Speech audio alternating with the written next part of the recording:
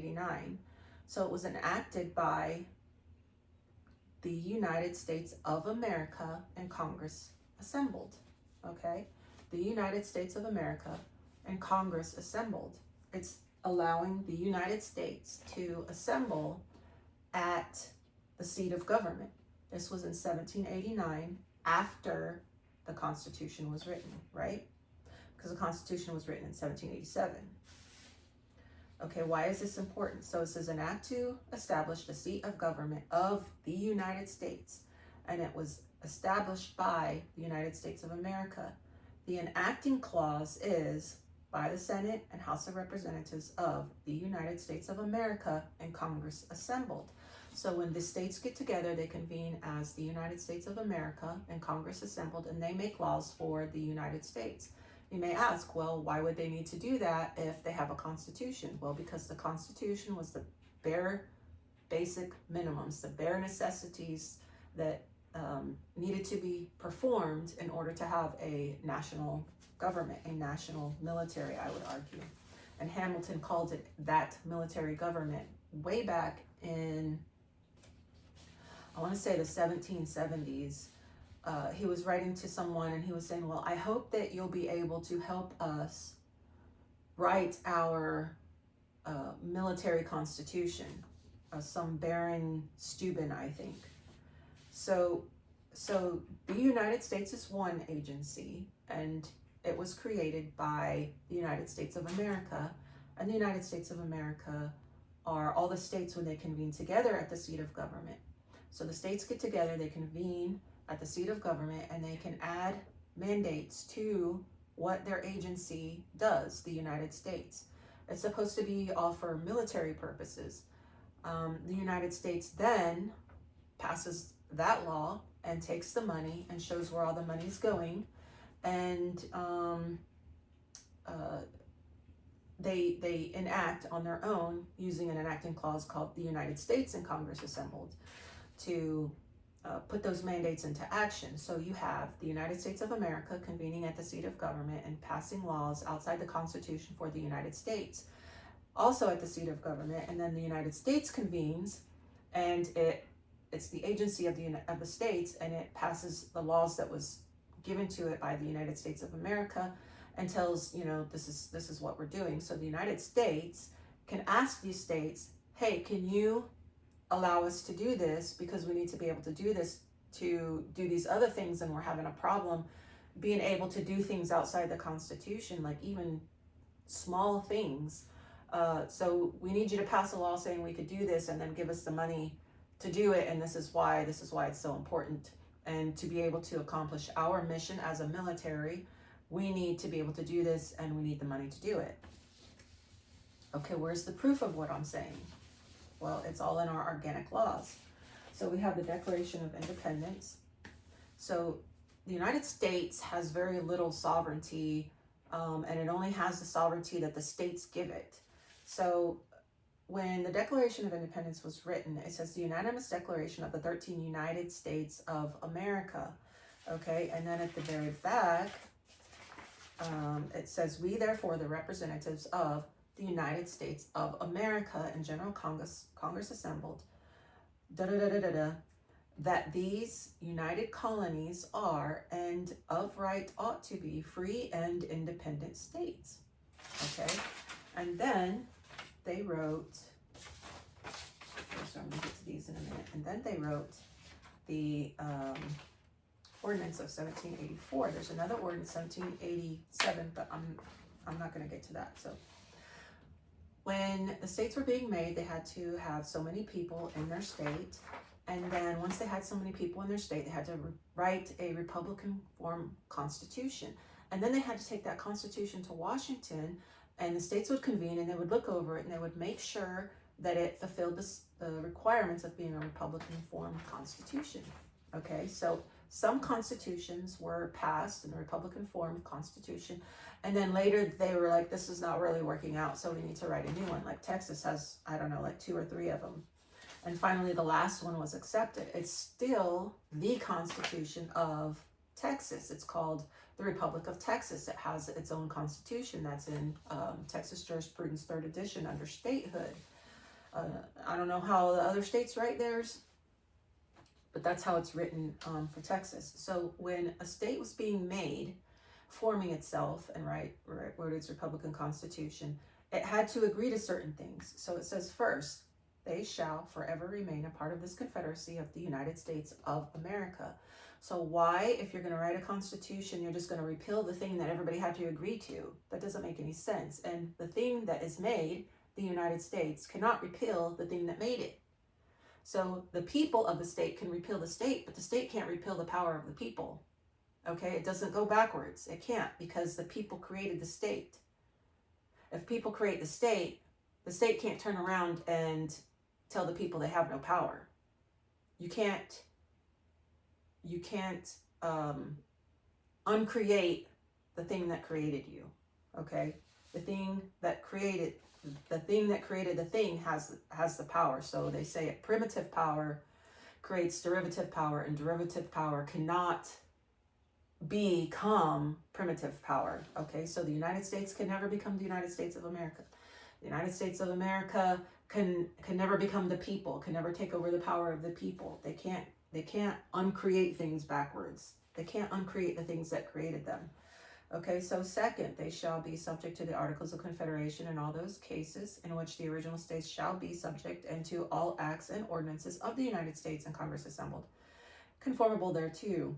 Third, that they in no case shall interfere with the primary disposal of the soil of the United States and Congress assembled, nor with the ordinances and regulations which Congress may find necessary for securing title and such soil to the bona fide purchasers. Fourth, that they shall be subject to pay part of the federal debt, contracted or to be contracted, to be apportioned on them by Congress according to the same common rule and measure by which apportionment thereof shall be made of other states, on the other states. No tax shall be imposed on lands of the property of the United States. Their respective governments shall be Republican. Okay, the state of whatever is not a Republican form of constitution. The original constitutions that were written, those were the Republican Constitution. As far as I can tell, Commonwealth and Republic are basically the same thing. That the lands of non-resident proprietors shall in no case be taxed higher than those of residents within any new state before the admission thereof to a vote by its delegates.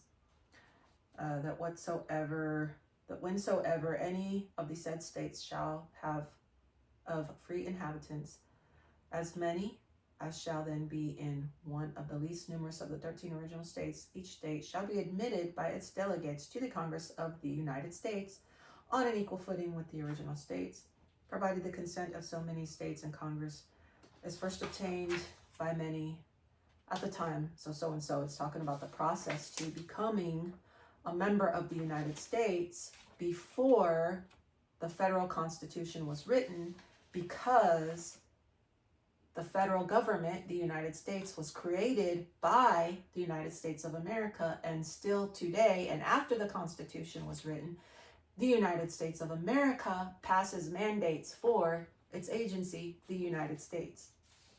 Okay, now we can look at the federal Constitution.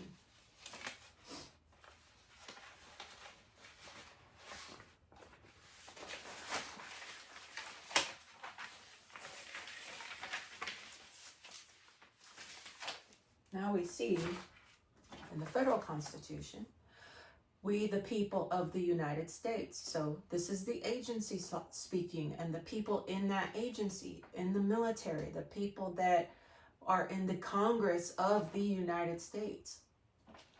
That other place, not the states, not the people of the states. We are not we the people. We free people are not we the people. These people are bound by contract to serve us, to serve the states. And by serving the states, they serve us. So these are a certain group of people. These people signed the Constitution. Their names are on here. I want to say something about AI real quick. I was talking to this guy on one of the social media platforms, and I was telling him one of the founders who signed the Constitution called it that military Constitution. So he comes back with, well, I Googled it, and AI says that's not true. I have a copy of the letter, okay? The letter from Hamilton to Steuben in the, I think it was the 1770s or early 1780s, talking to him, asking him, hey, can you, I hope that you find it in yourself to come and help us write that military constitution. So they had already planned the military constitution. It was part of the process of having the states agree to giving some power to that agency that the states created. So each state, being free, sovereign, and independent with all rights, powers, and jurisdictions, had to individually agree to give up some of that power by ratifying the federal constitution. So the people who wrote the Constitution are we the people, and they're of the United States. They're of that agency, and they say we're going to do all these things. These are their main goals, to form a more perfect union, establish justice, ensure domestic tranquility, provide for the common defense, promote the general welfare, secure the blessings of liberty to ourselves and our posterity. All those things are things that you would do to promote peace in a land, okay? And who do they do them for? Take a guess. For, quote, for the United States of America. They work for, it's an agency that works for the United States of America. And it says that in the federal Constitution. So if they work for us, if the United States works for the United States of America, which it says right here in the preamble, how do they then repeal, the states repeal the thing that it created, that it's telling you works for them, by having the states ratify the document? Ratifying the document is just another indication that the Articles of Confederation and the United States of America still exist. It has to exist because it created the United States. And the United States Constitution that was ratified, that supposedly repealed the federal states, the Articles of Confederation, says that it works for the United States of America. And then we see in after the federal Constitution was ratified, was written and was beginning to be ratified, the United States of America, the states together, all together in their Congress, the United States of America then gives them right to have a seat at the District of Columbia, which is already in the Constitution. It's already in the Constitution, Article 1, Section 8, Clause 17, where it says, and the states had to agree to it, but even though the states had to agree to it, the United States of America still had to give their permission. So that's in some of the laws. It says to exercise exclusive legislative, or to exercise exclusive legislation in all cases whatsoever over such district not exceeding 10 square miles as may be by session of particular states and the acceptance of Congress become the seat of the government of the United States. Okay, so it works this way between the United States of America and the United States, and it works this way between each state and the United States. We're talking about the transfer of land titles. We're talking about who does what where and to who.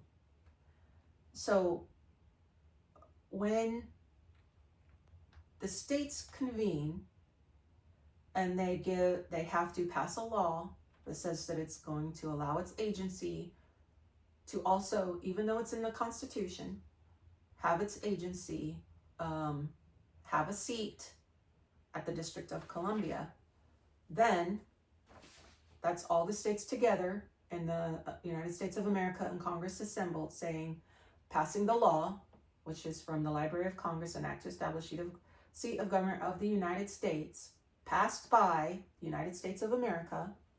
Okay, that's the enacted clause. The United States of America is passing a law giving the United States a seat at the District of Columbia.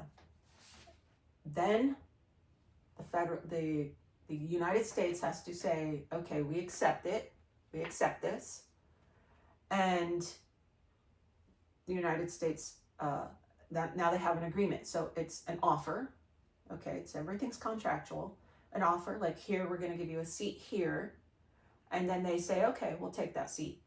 We agree to your federal constitution, and we'll take the seat, and we'll do the things that you ask us to do. And then when a state agrees to the Constitution of the United States, that'll work for the United States of America, agrees to give some state lands to the United States for federal works, which is originally just military posts. And people like to argue, and they say, well, that's not true because, and, you know, now they have federal parks and wildlife and all this stuff, and federal monuments and things like that. And, you know, like, they can do that, but the United States of America have to agree and give them the money to buy the land inside the state, you know, so on and so forth.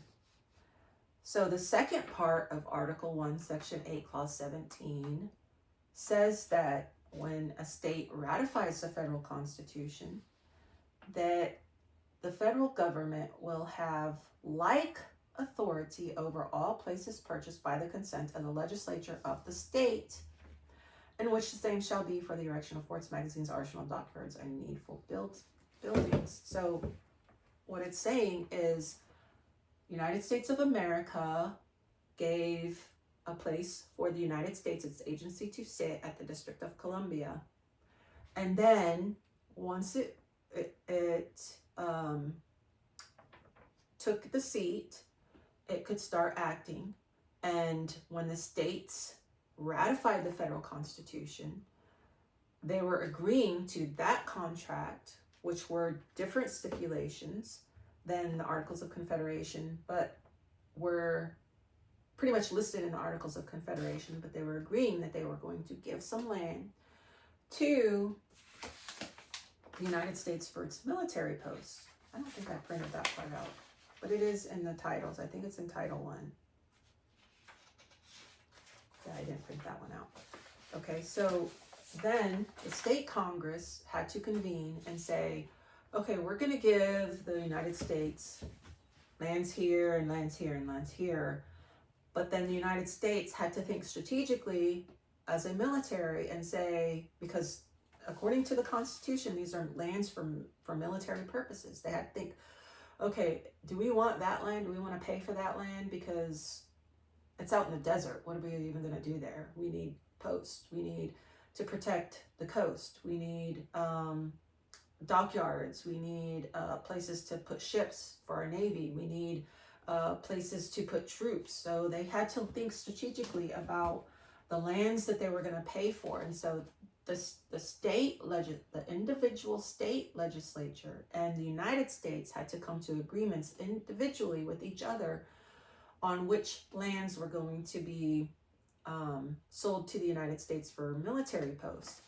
That wasn't something that the United States of America could convene and do and force a single state to give up certain lands to the United States.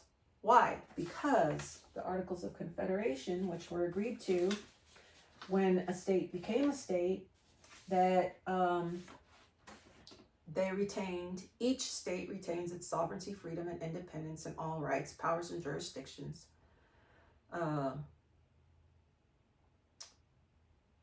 And jurisdiction and right, which is not by this confederation, especially granted to the United States. So each individual state had right, power, and jurisdiction. That means it could tell the federal government, we're not going to give you those lands, or we're going to give you these lands, and we agree to that constitution, and we, the state legislature, the individuals like Texas, the Republic of Texas, won't interfere with what the federal government is doing on the military posts. Those are the federal works, and these military posts during the Eisenhower administration, and maybe before that, but I know for a fact during the Eisenhower administration, were called like islands in the state. They have their own jurisdiction. That's the federal jurisdiction, the federal works.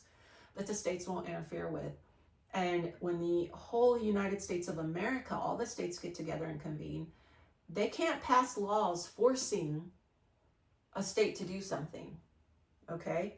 And we see that by the fact that each state had to ratify the federal constitution, and each state had a right to tell the federal government, you can't have those lands, but you can have these lands. And then the federal government said, well, those lands are not strategically located. We need different lands. So they'll say, okay, then you can have these lands. You can have this many acres over here to put a dock. And we do. We have coasts, like in Texas, we have military posts along the coast. And we have them inland, and we have them in other places too. They're strategically located, okay? So that's that. And then I just have a couple things here.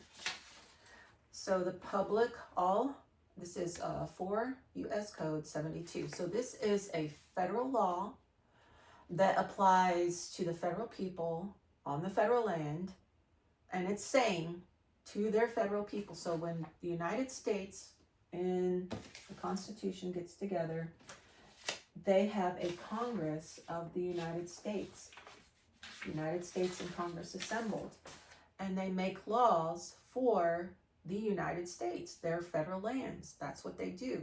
They can make contracts with the states, but they have to get approval through all the states, and then they run the federal lands. And so when the federal government makes laws for the people on the federal lands, it's letting the states know, well, this is how it works, and it's letting the federal people know this is how we do things. When you're on federal lands, this is how it is. So all offices, okay, so 4 USC 72 public offices at the seat of government. All offices attached to the seat of government shall be exercised in the District of Columbia and not elsewhere except as otherwise expressly provided by law. So we get into some issues with these independent agencies, or these really they're corporations, I guess, that go through the government, the federal government, and has the government buy lands, and they pay the federal government for the lands, or they buy the lands commercially, and then they put a federal office in that thing. So like if you look at the Federal Reserve Bank, I think it's in Manhattan, there's a federal office inside that private bank. And so because there's a federal office in that private bank, it is protected by the federal government. And that's sort of something I've talked about before in other videos. And so there's a lot of confusion about what's federal, what's not federal, who's federal, where the federal people are. Some of these lands were donated by Rockefeller to the federal government, and then the federal government makes federal laws for it and protects it federally. So it takes it out of state hands and puts it into federal hands, okay?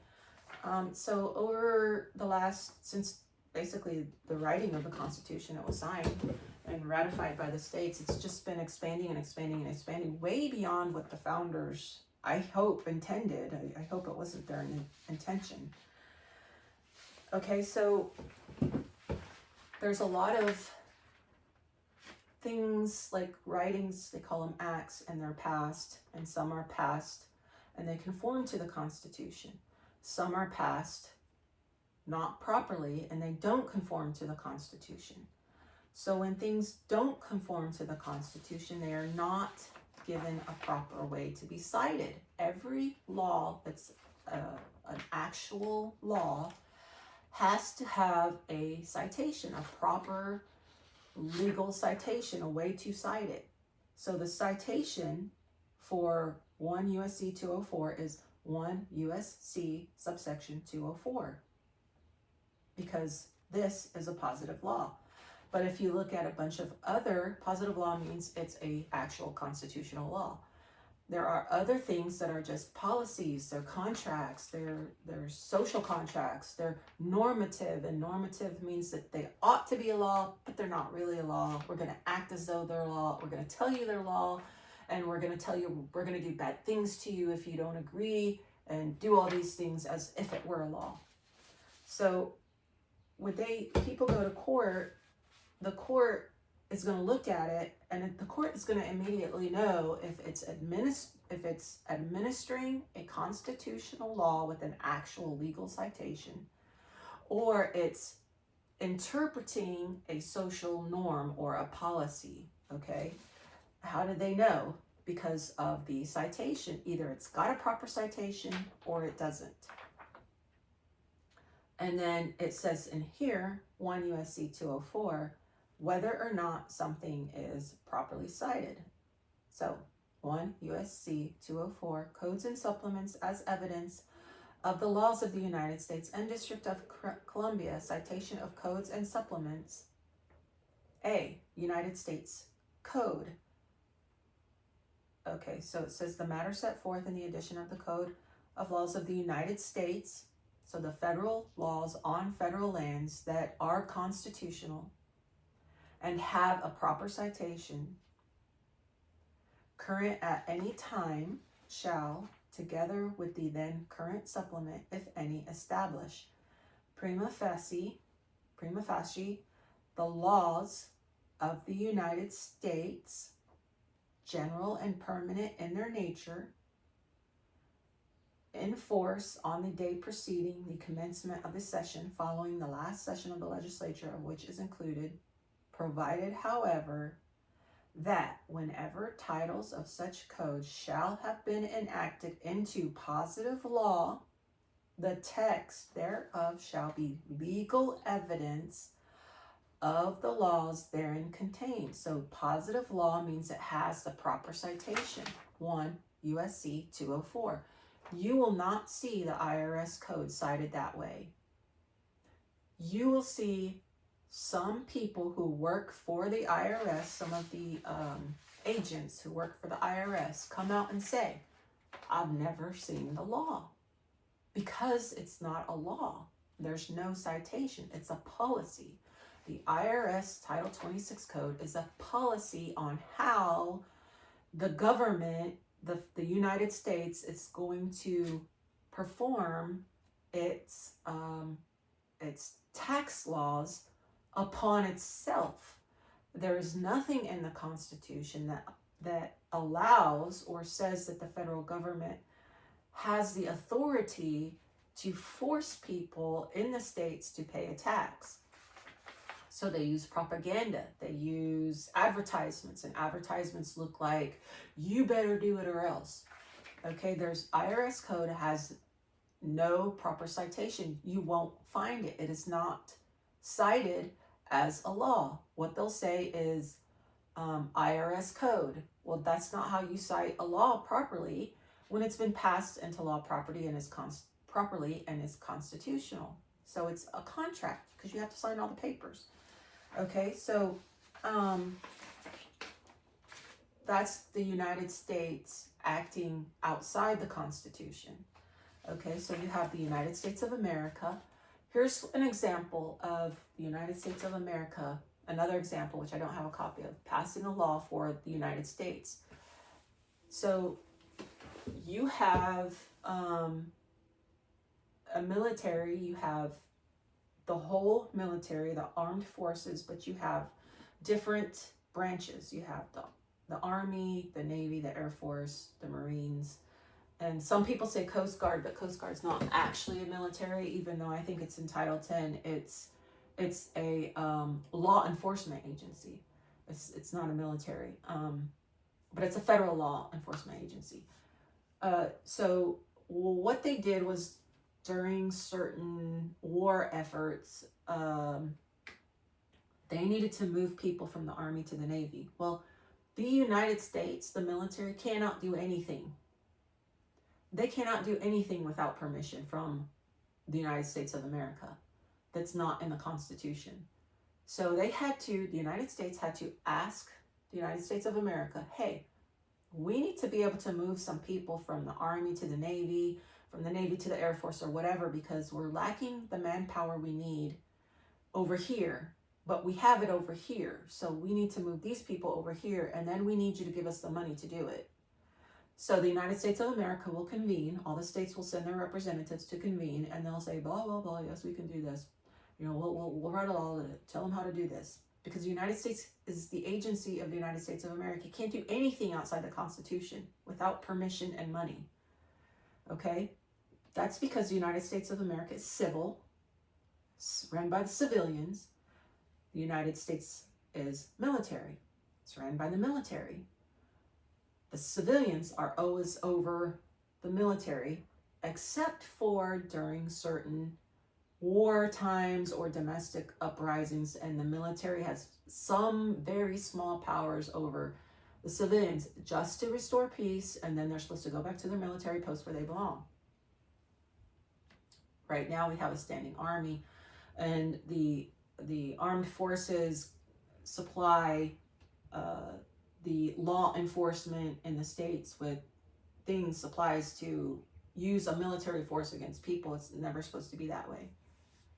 So we have a law that is written by the states all together, and the enacting clause is the Senate and House of Representatives of the United States of America and Congress assembled, and they pass that law, and they pass it allowing the United States to do that, to move people around from one service to the next. And then they gave them money to do it. And then the United States writes a law saying, okay, they gave us permission to do it, and because we're the military, we're going to tell them how we did all this. So we're looking at manpower, we're looking at the people, we're looking at, you know, where they're at, where they need to go, but we don't ever see those because they're not for us, they're for the military.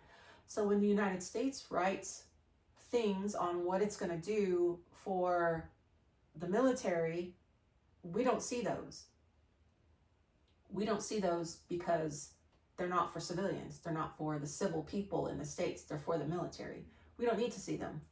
And a lot of that stuff could be considered secret because it's the military and you don't want your enemies to know what you're doing. But we see evidence of some of the ways that they did things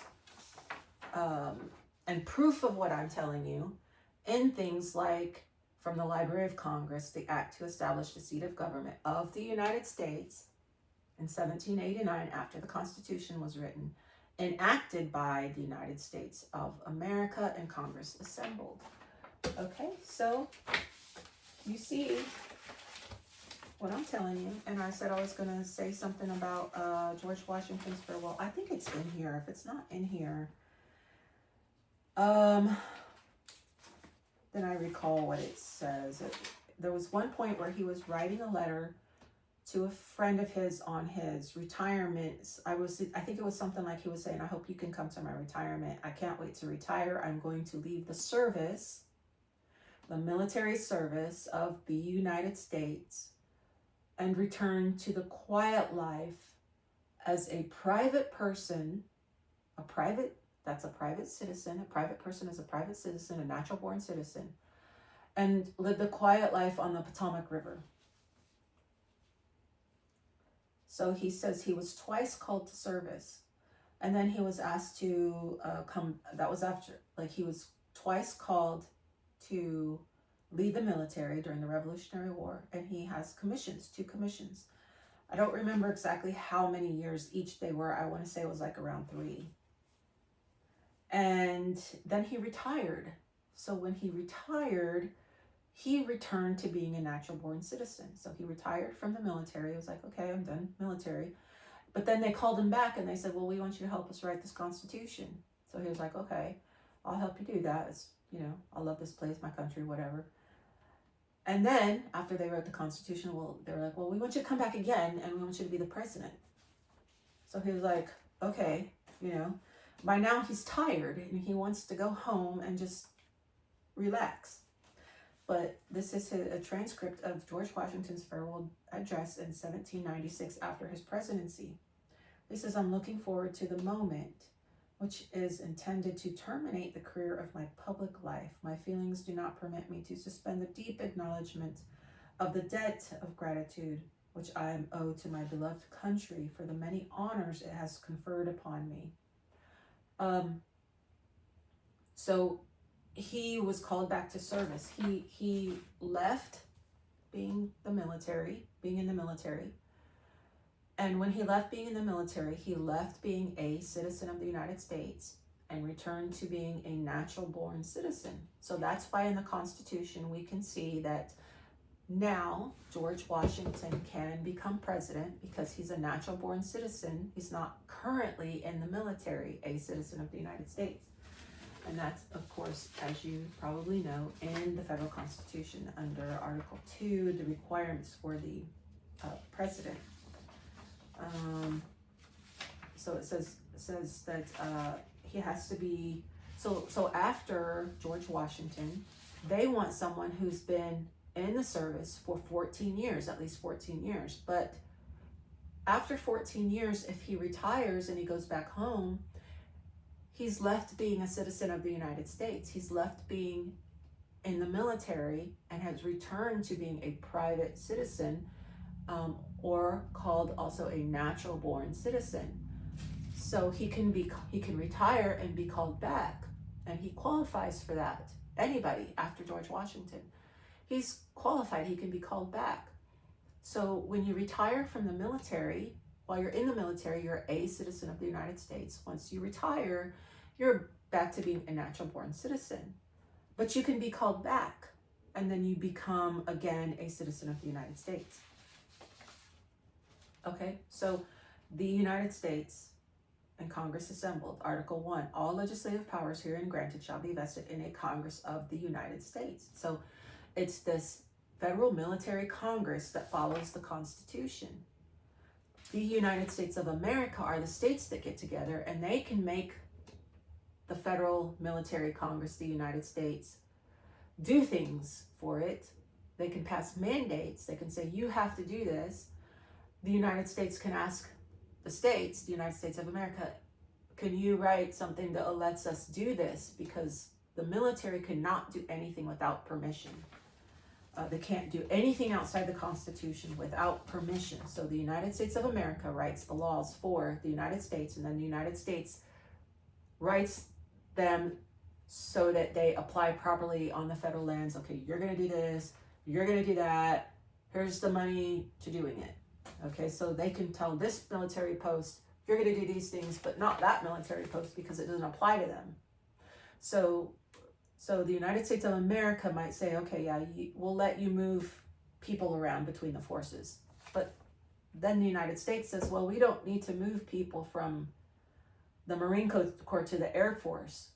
So they'll take their permission to move people around, and they'll say, this is exactly how we're going to do it. We're going to take these Air Force people and send them over to the Navy. And we're going to take these Navy people that we have excess of and send them over to the Marine Corps. Okay. And then they could say, well, we're going to use our ships, our Navy ships, to transport Marine Corps and Army equipment. Okay. So they can do that. And then they have to tell the United States of America, hey, this is what it's going to cost to do these things, to complete this mission that you have given us. We need the money, and then we're going to tell you exactly everywhere we used every penny of it. Okay, so I think that this whole Elon Musk thing and Doge and them talking about all this lost money, I don't know, I'm just not buying it that there's lost. I mean, first of all, they don't have cash. They don't use cash. I've never seen any military post use appropriated funds in cash and then just lost it. Okay, they might lose equipment, but everything's accounted for. When I was doing inspections at the military post at Fort Leavenworth, I had to count every single bullet. And they had pallets of bullets, and I had to count every single bullet. that was in an open box. So you count the boxes, make sure they haven't been opened, the seal's not broken. You can say, okay, that's a box, that's so many, that's a box, that's so many.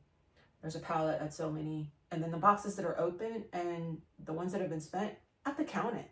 And then I have to look at the log and make sure that the log shows how many rounds were spent to know that those were the bullets that were missing out of this box, that those were the spent bullets, because you had to make sure that nobody on the military post had a military bullet that they weren't supposed to have for any variety of reasons. Okay, so so I told you what I was going to tell you.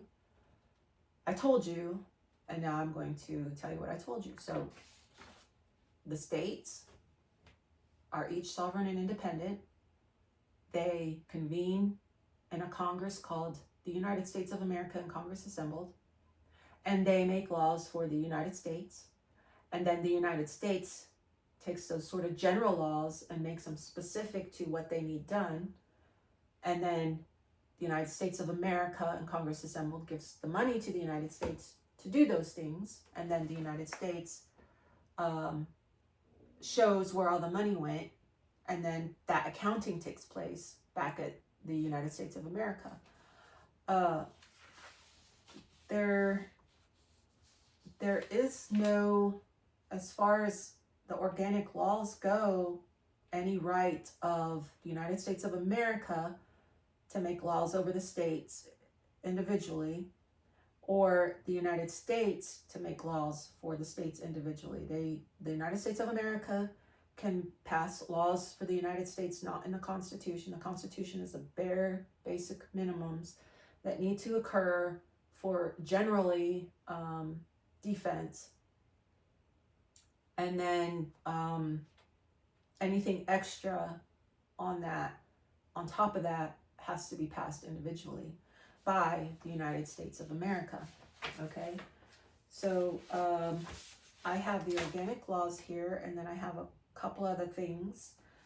I would encourage you to read from ourdocuments.gov, transcript of President George Washington's farewell address.